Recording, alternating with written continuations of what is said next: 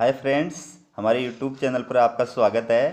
दोस्तों, आज मैं आपके लिए जितने भी वित्त आयोग हैं उन वित्त आयोगों के आज तक जितने अध्यक्ष बने हैं उन अध्यक्षों के नाम याद करने की ट्रिक लेके आया हूँ। एग्जाम में ऑप्शन दिए हुए होते हैं, तो ये ट्रिक अगर आप अच्छी तरह याद कर लोगे तो आप इस प्रश्न को आराम से कर सकते हो। देखिए, आज तक 15 वित्त आयोगों का गठन किया जा चुका है। इसमें मैंने 14 वित्त आयोगों के अध्यक्षों के नाम याद करने की ट्रिक दी है। ट्रिक एक साथ भी पढ़ सकते हो आप, जैसे नियोगी संत चंदा नहीं लेते इसलिए राजा महावीर ब्रह्म बन गए, सेलात चौहान साथ पीते थे और खुश रंग के लिए केला रेड़ी वाले से खाते थे। अब देखो, इसमें नियोगी पहला वित्त आयोग है, इसके अध्यक्ष थे केसी नियोगी। दूसरा है संत के संथानम अध्यक्ष हैं इसके। तीसरा है चंदा ए के चंदा। फिर है इसलिए राजा महावीर ब्रह्म बन गए, तो राजा पीवी राजमन्नार, महावीर त्यागी, ब्रह्मानंद रेड्डी। फिर है सेलात चौहान साथ पीते थे। सेलात का मतलब है JM सेलात। फिर चौहान का है YV चौहान, साथ KP सालवे। फिर पीते केसी पंत। खुश का है AM खुसरो। रंग का है C रंगराजन। केला का है विजय केलकर और रेड्डी का मतलब है YV रेड्डी। तो इस प्रकार से आप ये सूत्र याद करके और 14 वित्त आयोगों के अध्यक्षों के नाम अच्छी तरह से याद कर सकते हो, एग्जाम में बिल्कुल भी नहीं भूलोगे। वर्तमान में फाइनेंस कमीशन ऑफ इंडिया के अध्यक्ष कौन है? इसका उत्तर है NK सिंह। दोस्तों, वर्तमान में भारत के वित्त आयोग यानी फाइनेंस कमीशन के अध्यक्ष NK सिंह हैं। ये है 15वें वित्त आयोग के अध्यक्ष हैं। NK सिंह 15वें वित्त आयोग के अध्यक्ष हैं और इस आयोग का गठन 27 नवंबर 2017 में किया गया था। इस आयोग की अवधि वर्ष 2021 से 26 तक है। वर्ष 2021 से 26 तक इस आयोग की अवधि है। अगला क्वेश्चन देखिए, वित्त आयोग की व्यवस्था संविधान के किस अनुच्छेद में की गई है? वित्त आयोग की व्यवस्था संविधान के किस अनुच्छेद में की गई है? उत्तर क्या आएगा? अनुच्छेद 280 में। दोस्तों, वित्त आयोग यानी फाइनेंस कमीशन एक संवैधानिक संस्था है, यानी संविधान में इसका उल्लेख किया गया है। तो भारत के संविधान में अनुच्छेद 280 के अंतर्गत वित्त आयोग की व्यवस्था की गई है। अनुच्छेद 280 में कहा गया है कि संविधान के प्रारंभ से 2 वर्ष के भीतर तथा उसके बाद प्रत्येक वर्ष की समाप्ति पर अथवा उससे पहले राष्ट्रपति द्वारा एक वित्त आयोग का गठन किया जाएगा। दोस्तों, केंद्र और राज्यों के मध्य संबंध 3 प्रकार के हैं: केंद्र राज्य विधायी संबंध, केंद्र राज्य प्रशासनिक संबंध और केंद्र राज्य वित्तीय संबंध। केंद्र और राज्य सरकारों के मध्य जो वित्तीय संबंध हैं, जैसे करों से प्राप्त आय को केंद्र और राज्य सरकारों में विभाजित करना, केंद्र द्वारा राज्यों को आर्थिक सहायता प्रदान करना आदि के संबंध में सिफारिशें प्रदान करने के लिए वित्त आयोग का गठन किया जाता है। अगला क्वेश्चन देखिए, प्रथम वित्त आयोग किस वर्ष नियुक्त किया गया था? प्रथम वित्त आयोग किस वर्ष नियुक्त किया गया था? इसका उत्तर है 1951 में। दोस्तों, प्रथम वित्त आयोग का गठन या नियुक्ति 1951 में की गई थी। इस आयोग ने अपनी रिपोर्ट 1952 में दी थी और इस आयोग की अवधि है 1952 से 1957 तक। आपको पता है 5 वर्ष के लिए गठित किया जाता है, तो 1952 से 1957 तक की अवधि जो है वो प्रथम वित्त आयोग की थी। और अब तक भारत में कुल 15 वित्त आयोग गठित किए जा चुके हैं। आज़ादी से लेकर अब तक भारत में कुल कितने वित्त आयोग नियुक्त किए जा चुके हैं? 15 वित्त आयोग नियुक्त किए जा चुके हैं। अगला क्वेश्चन देखिए, प्रथम वित्त आयोग के अध्यक्ष कौन थे? प्रथम फाइनेंस कमीशन ऑफ इंडिया के अध्यक्ष कौन थे? इसका उत्तर आएगा KC नियोगी।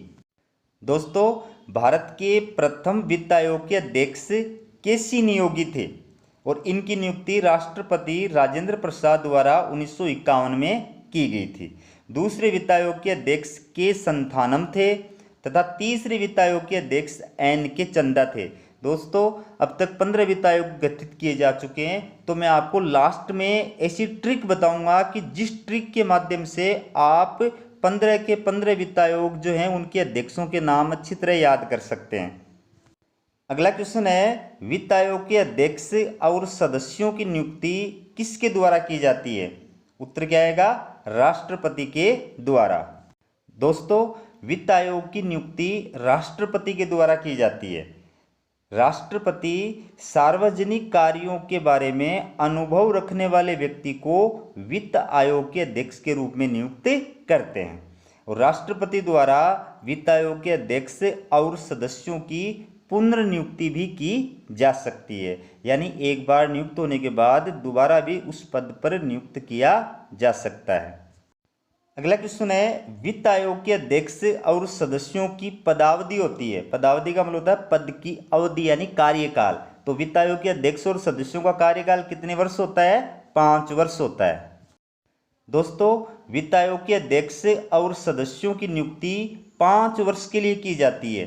वित्त आयोग के अध्यक्ष और सदस्य पुनर्नियुक्ति के लिए भी पात्र होते हैं, परंतु वे राष्ट्रपति को संबोधित पत्र द्वारा कार्यकाल से पूर्व अपना पद त्याग कर सकते हैं। यानी वित्त आयोग के अध्यक्ष और सदस्यों द्वारा त्याग पत्र किसको दिया जाएगा?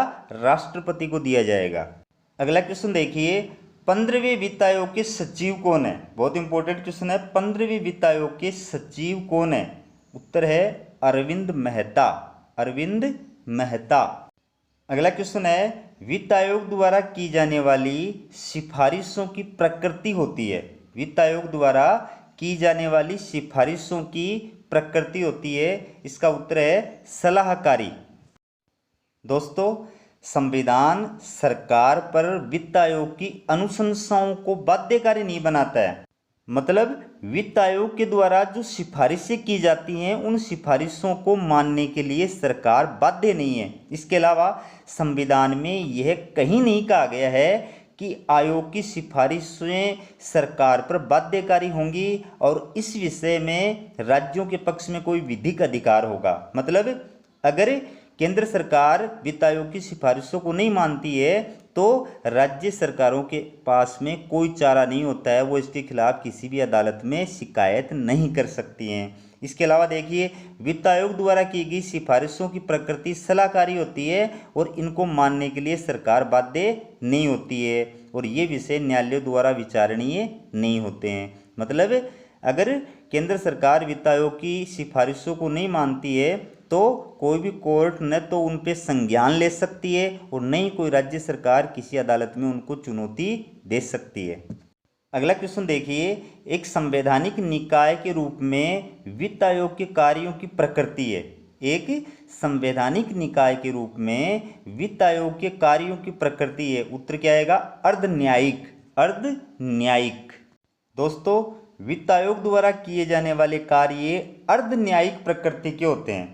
उसे वे समस्त शक्तियां प्राप्त होती हैं जो किसी बात पर विचार करते समय सिविल न्यायालय को प्राप्त होती हैं, जैसे साक्षियों को समन करना, किसी दस्तावेज को पेश कराने की अपेक्षा करना, किसी न्यायालय या कार्यालय से किसी लोक अभिलेख को पेश करने को कहना। अगला क्वेश्चन है, वित्त आयोग प्रकीर्ण उपबंध अधिनियम संसद द्वारा किस वर्ष पारित किया गया था? वित्त आयोग प्रकीर्ण उपबंध अधिनियम संसद द्वारा किस वर्ष पारित किया गया था? इसका उत्तर है वर्ष 1951 में। दोस्तों संविधान के अनुच्छेद 280 में अधिकथित उपबंधों की अनुपूर्ति करने के लिए संसद द्वारा वित्त आयोग प्रकीर्ण उपबंध अधिनियम 1951 पारित किया गया था। मतलब अनुच्छेद 280 में जो प्रावधान किए गए हैं उन प्रावधानों को व्यवहार में लागू करने के लिए संसद के द्वारा ये कानून 1951 में पारित किया गया था। इसके अलावा इस अधिनियम में वित्त आयोग के अध्यक्ष तथा सदस्यों की नियुक्ति, योग्यताएं, कार्यकाल तथा सेवा शर्तें आदि का उल्लेख किया गया है। अगला क्वेश्चन देखिए, वित्त आयोग अपनी रिपोर्ट किसको सौंपता है? वित्त आयोग अपनी रिपोर्ट किसको सौंपता है? इसका उत्तर है राष्ट्रपति को। दोस्तों संविधान के अनुच्छेद 280 खंड 3 के तहत वित्त आयोग अपनी रिपोर्ट राष्ट्रपति को सौंपता है।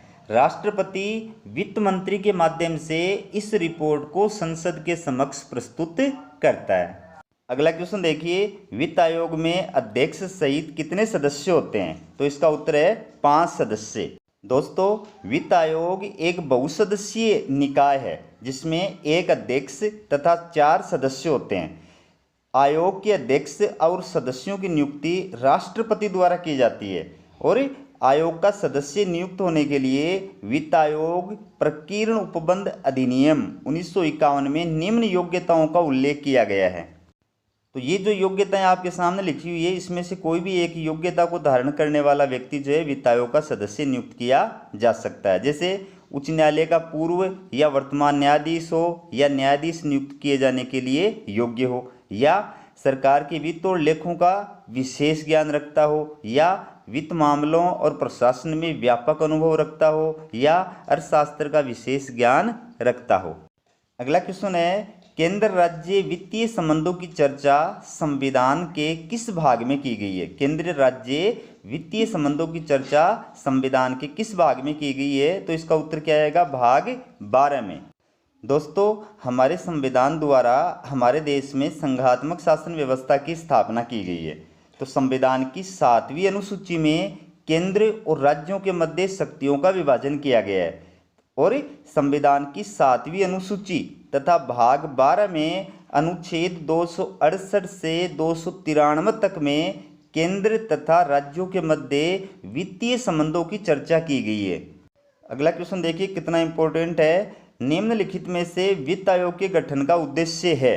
वित्त आयोग का गठन किस उद्देश्य के लिए किया जाता है? 4 ऑप्शन दिए गए हैं। पहला है संघ और राज्यों के बीच आयकर के शुद्ध आगम के आवंटन के बारे में सिफारिश करना। दूसरा है राज्यों के बीच आयकर के शुद्ध आगम के आवंटन करने की रीति के बारे में सिफारिश करना।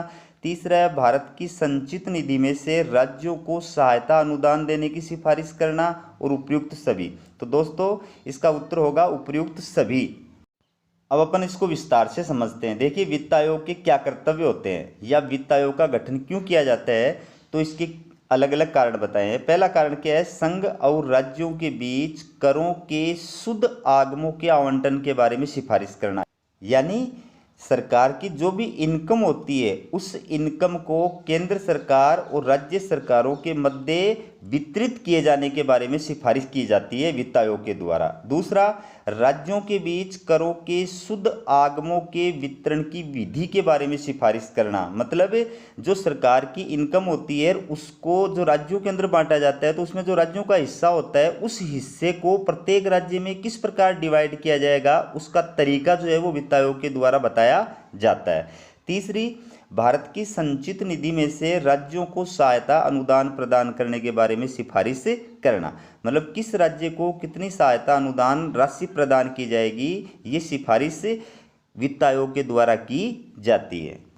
इसके अलावा राज्य वित्त आयोग द्वारा की गई सिफारिशों के आधार पर स्थानीय स्वशासन संस्थाओं यानी पंचायतों और नगरपालिकाओं के संसाधनों की अनुपूर्ति के लिए राज्य की संचित निधि के संवर्धन के लिए आवश्यक उपायों के बारे में सिफारिश करना। इसका मतलब क्या हुआ? इसका मतलब ये है कि राज्य वित्त आयोग जो होता है वो स्थानीय संस्थाओं के बारे में जो सिफारिशें करता है कि किस प्रकार से कौन कौन से संसाधन उनको प्रदान किए जाएंगे, कितनी राशि उनको प्रदान की जाएगी, तो उस राशि को किस प्रकार से बढ़ाया जा सकता है इसके बारे में सिफारिश करने का कार्य वित्त आयोग के द्वारा किया जाता है। इसके अलावा सुदृढ़ वित्त के हित में राष्ट्रपति द्वारा सौंपे गए किसी अन्य विषय के बारे में राष्ट्रपति को सिफारिश करना कि वित्त व्यवस्था को और मजबूत किस प्रकार से बनाया जा सकता है। अगर इस बारे में राष्ट्रपति कोई विषय वित्त आयोग को सौंपता है तो उसके बारे में राष्ट्रपति को सिफारिश करने का कार्य भी वित्त आयोग के द्वारा ही किया